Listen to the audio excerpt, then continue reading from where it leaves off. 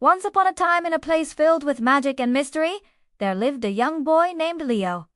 He was an adventurer at heart, always eager to explore the unknown and brimming with an insatiable curiosity about the world around him. But Leo's greatest passion was the night sky. Every evening he would sit by his window with his little telescope, gazing at the twinkling stars and wondering what it would be like to walk among them. One night, as Leo was adjusting his telescope, he noticed something unusual, a tiny shooting star that didn't disappear after streaking across the sky. Instead, it landed right in his garden. Curiosity overcame him, and Leo stepped outside to investigate. There in front of him was a small glowing spaceship that did not resemble any spacecraft he'd seen before. It was no bigger than a pumpkin, with a door that resembled a giant smile. And from inside came a cheerful voice that said, "Hello, Leo! My name is Nova!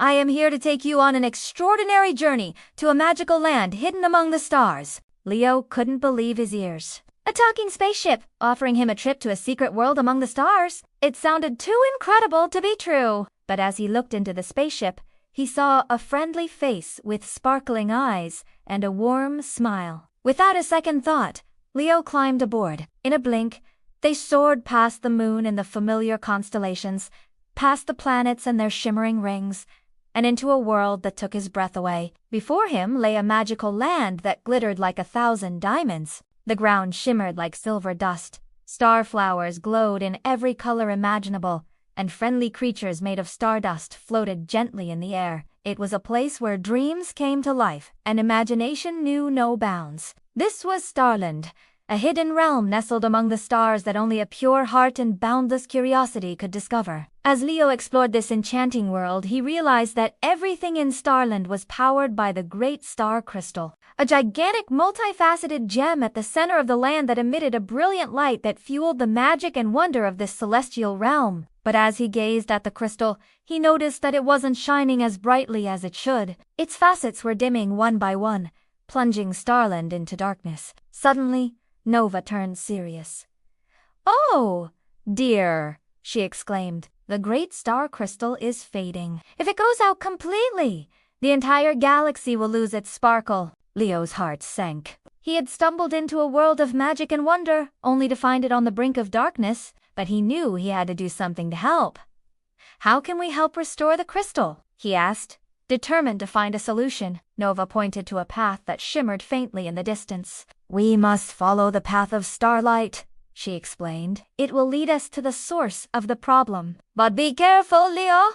The road ahead may be long and perilous, and you might even encounter some scary creatures." Despite the danger, Leo was determined to help restore the crystal. So he and Nova set off down the path, leaving the fading glow of Starland behind them. They walked for what seemed like hours, passing through fields of star-filled grass and over rivers that flowed with liquid moonlight until they reached a clearing. In the center stood an ancient tree with leaves that glittered like emeralds. As they approached, a wise old comet with a long flowing tail emerged from behind the tree. "Who are you?"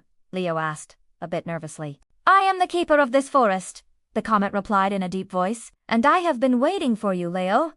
You possess a pure heart and an adventurous spirit, qualities that are needed to save The comet explained that the great star crystal was losing its power, because it had lost some of its pieces. "But where can we find them?" Leo asked. The comet pointed to the dark corners of the forest. "They are hidden in the Shadowlands," he said, "a place where darkness and silence reside. But be warned, Leo, the path to the Shadowlands is fraught with danger, and you will need all your courage and quick thinking to navigate its perils." With the comet's guidance, Leo and Nova ventured deeper into the forest. The trees grew darker, and the air grew colder as they neared the edge of the woods. As they stepped into the Shadowlands, Leo felt a sense of unease wash over him. The once vibrant colors of Starland faded 2 shades of gray and black. The playful laughter of the starlings was replaced by an eerie silence. All around him, Leo could feel the darkness seeping into his heart, whispering doubts and fears. As they continued their journey, Leo began to lose hope. "Will we ever find the missing pieces?" he asked, his voice echoing in the vast emptiness. "Don't give up, Leo," Nova said, sensing his despair. "There is still hope.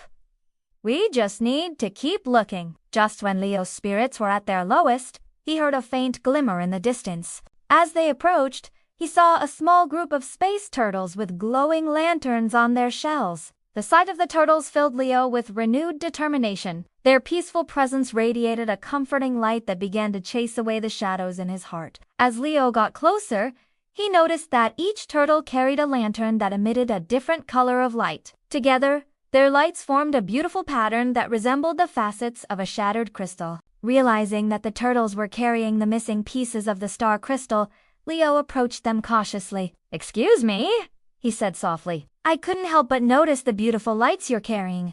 Would you mind if I took a closer look?" The turtles turned their heads slowly, revealing wise and gentle eyes. "Of course, young traveler," one of the turtles replied in a soothing voice. "We are the keepers of the lost lights, and these lanterns contain the very essence of Starland's magic." The turtles explained that they had been entrusted with protecting the pieces of the star crystal until someone pure of heart could come and reassemble it. They had sensed Leo's kind and curious nature and believed he was the one who could restore the crystal. Overwhelmed with gratitude, Leo thanked the turtles and carefully took the lanterns, each piece fitting perfectly into the other. As he held the complete crystal in his hands, its light began to glow brighter than ever before, illuminating the shadowy forest and chasing away the darkness. With the star crystal restored, Leo and Nova continued their journey through their hearts filled with joy and gratitude. They flew past galaxies that sparkled with newfound colors and through fields of stars that twinkled merrily. Finally,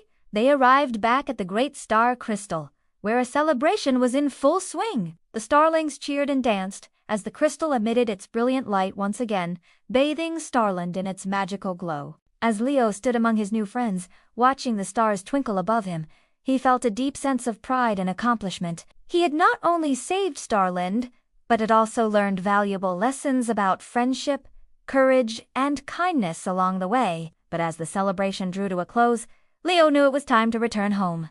Saying his goodbyes, he climbed aboard Nova once again. As they soared past the stars and planets, Leo couldn't help but feel a twinge of sadness at leaving his new friends behind. However, as he looked down at the night sky, he saw that the stars twinkled brighter than ever before, and he knew that Starland would forever hold a special place in his heart. When Leo finally returned to his room, the first thing he did was look up at the night sky. The stars seemed to twinkle with a special brilliance, and he could have sworn he saw a shooting star that winked just for him. From that night on, every star reminded him of his incredible adventure in Starland, a place where magic and wonder never ceased to amaze. And so, young Leo continued to gaze at the stars, his heart filled with the magic of his extraordinary journey. For he knew that within the twinkling expanse of the cosmos, anything was possible, and that the greatest adventures were often hidden just beyond the reach of the ordinary.